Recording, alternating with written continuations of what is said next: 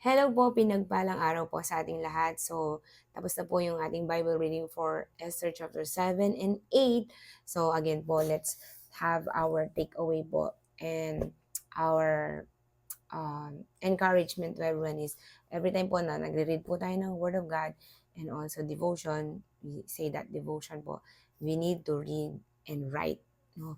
So that nare-retain po yung ating mga, or the Holy Spirit will remind us. Kasi po meron talagang power ng pagsusulat po. Handwritten talaga, 7 and 8. So dito po, no, I just want to share, ito po yung nangyari. So Mordecai and Esther are so faithful to God up to the point na talagang ah, wala silang ibang sinasamba kundi si Lord. Especially, they discern those people na hindi galing kay Lord. That's why si Haman po ay isang tao na nagsisik po ng honor, nagsisik ng glory, nagsisik ng power, no? And we know that um, the person na merong relationship kay Lord, he never seek that.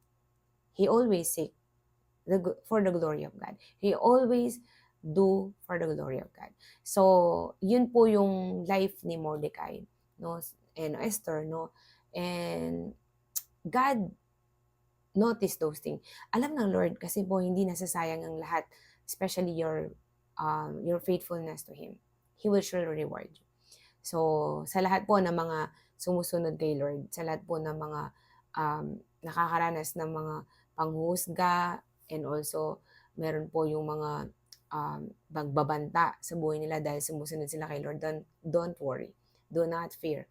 God knows that. God will surely protect you and God will